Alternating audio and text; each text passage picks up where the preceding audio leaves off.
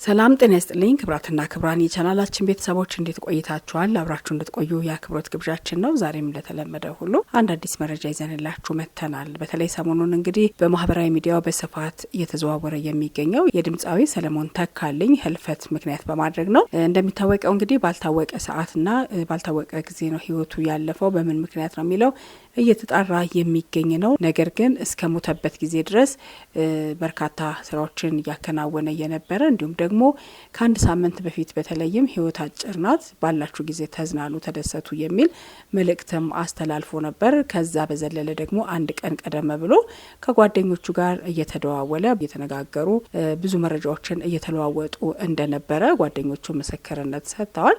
ለምሳሌ ከጓደኞቹ መካከል አንተነህ በቅርብ እየተደዋወለን ነበረ፣ ልጆቹን ሊያዝናና ይዞ ወጥቶ ነበር። አራቱንም ልጆቹን ይዞ ከወጣ በኋላ ተመልሶ ወደ ቤቱ አድርሶ ከኔ ጋርም እየተደዋወልን ነበር።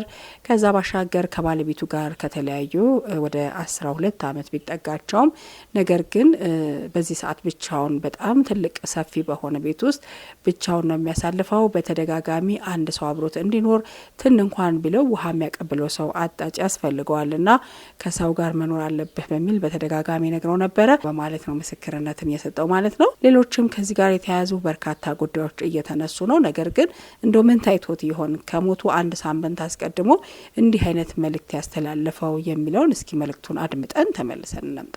አንዳንዴ ከፖለቲካውም ከማህበራዊ ህይወቱም ከጭቅጭቁም ከንዝንዙም ከሰላማዊ ህይወቱም ወጣ ብሎ ለተወሰኑ ቀናቶች ራስን ማዝናናት መንፈስን ያድሳል ብዬ አምናለሁ። አሁን የሚገኘው ከምኖርበት ከአትላንታ ከተማ 10 ሰዓት የመኪና ርቀት ላይ የሚገኘው ፍሎሪዳ ቢች ነው። ውጡ፣ ተዝናኑ። ብቻ ዓለም እንደሆነ በማናውቀው ሰዓት ቅጽበት ምን እንደሚፈጠር አናቅምና ነገን ትተን ዛሬ እነዚህ ህይወታችንን ነው። ክብራትና ክብራን የቻናላችን ቤተሰቦች እንዳደመጣችሁት ነው። የሰው ልጅ ህይወቱ አጭር ነው። ባለው ጊዜ ዘና ብሎ ተደስቶ መኖር አለበት። ከፖለቲካውም ከማህበራዊቱም ከጭቅጭቁም ራቅ ብሎ ደግሞ ለራሱ ጊዜ መስጠት አለበት ሲል ያስተላለፈውን መልእክትን ያደመጣችሁት። ሰለሞን እንደሚታወቀው እንግዲህ በተለይ በ1970ዎቹ እንቁ ከነበሩ ታዋቂ ከነበሩ ድምጻውያን መካከል የሚጠቀስ ነበር። ነገር ግን ከቅርብ ጊዜ ወዲህ በተለይም ከኢህአዴግ ዘመነ መንግስት ጀምሮ ፖለቲካ ውስጥ ገብቶ ከዛም እያለ አንዴ ከኤርትራ ጋር አንዴ ከህወሓት ጋር ሌላም ጊዜ ደግሞ በብልጽግናም አሁን ባለንበት እንዲሁ እየተሽከረከረ ሀሳቡን በመስጠቱ ብዙዎችን አስከፍቶ ቁጣንም ቀስቅሷል። ነገር ግን ይህ ነገሩ በርካታ ስራዎቹን እንዲያጠለሽበት ሆኗልና ዛሬ በመልካም የሚያነሱት እንዳሉ ሁሉ ከዛ ጎን ለጎን በጣም በክፉና እንዲሁም ደግሞ ተገቢ ያልሆነ ንግግሮችን መልእክቶችን አስተላልፏል በሚል በጣም በቁጭትና በእልህ የሚናገሩ ሰዎች እንዳሉ እየተመለከተን ነው የምንገኘው። በተለይ እንግዲህ በማህበረሰብ ላይ አመጽ የሚያስነሳ እንዲሁም ደግሞ አንዱን ብሔር ከሌላው ብሔር የሚያጋጭ ንግግሮችና መልእክቶችን ማስተላለፍ ደግሞ ተገቢ እንዳልሆነ እየተነገረ ነው የሚገኘው።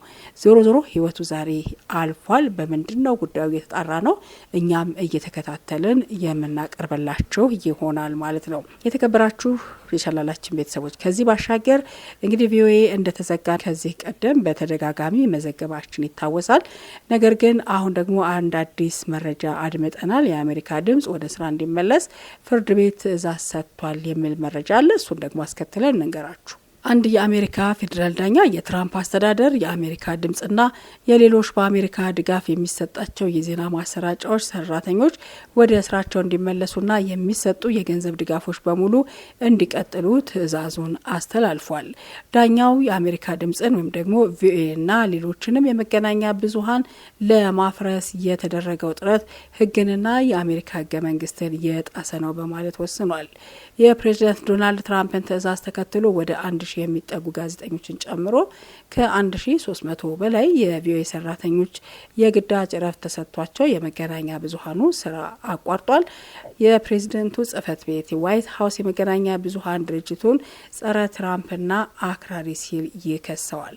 በሁለተኛው የዓለም ጦርነት ወቅት የናዚ ፕሮፓጋንዳን ለመመልከት የተቋቋመው ቪኦኤ በዋነኝነት የሬዲዮ ስርጭት አገልግሎት ሲሆን ከዋነኛ የዓለማችን የመገናኛ ብዙሃን ተቋማት መካከል በቀዳሚነት የሚጠቀስ ነው። ቪኦኤ በአማርኛ፣ በኦሮምኛ፣ በትግርኛ እንዲሁም ደግሞ ዜና ትንታኔዎችንና ለኢትዮጵያ አድማጮች ሲያቀርብ ከ40 ዓመታት በላይ እንደቆየ ይታወቃል። ጣቢያው እንዲዘጋ ትራምፕ ፕሬዝደንታዊ ውሳኔ ማሳለፋቸውን ተከትሎ በ3 ቋንቋዎች ለኢትዮጵያን አድማጮች የሚያደርሰው ስርጭት ከተቋረጠ ከ1 ወር በላይ ሆኖታል። በዳኛው ውሳኔ ላይ በሰራተኞቹና በበጀት ቅነሳው ምክንያት ቪኦኤ በ80 ዓመታት ውስጥ ለመጀመሪያ ጊዜ ዜና እየዘገበ አይደለምም ተብሏል።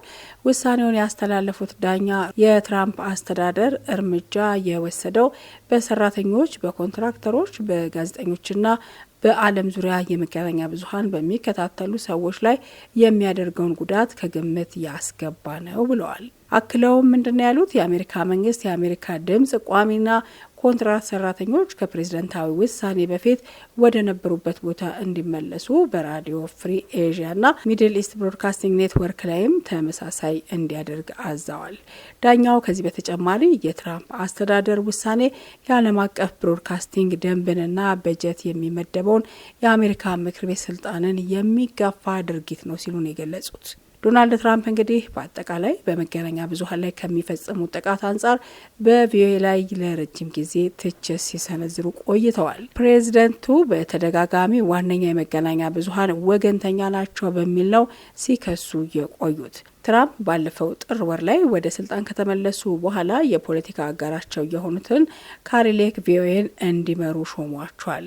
ሌክ ትራምፕ በ2020 ምርጫ በባይደን በተሸነፉበት ጊዜ ምርጫ ተሰርቋል የሚለውን የትራምፕን ሀሰተኛ ግስ ደግፈው እንደነበረም ይታወቃል። መጋቢት ላይ ፕሬዚደንት ትራምፕ የአሜሪካ ድምጽን የሚያስተዳድረውና በባህር ማዶ ያሉትን ራዲዮ ፍሪ ዩሮፕ እንዲሁም ደግሞ ራዲዮ ፍሪ ኤዥያን በገንዘብ የሚደግፈው የአሜሪካ መንግስት መስሪያ ቤት ኤጀንሲ ፎር ግሎባል ሚዲያ እነዚህን የመገናኛ ብዙኃን ሕግ በሚፈቅደው ልክ እንዲዘጋ ትዕዛዝ አስተላልፈው ነበረ።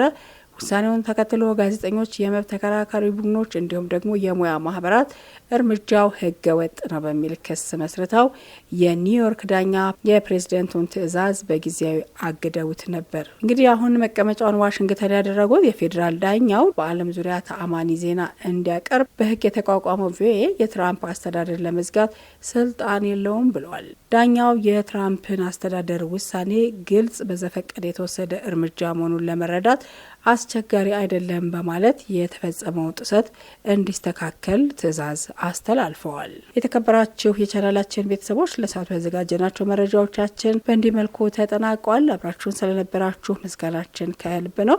ቀሪ ጊዜያችሁ ሁሉ ሰላሙንና መልካሙን የምትሰሙበት ይሁንላችሁ።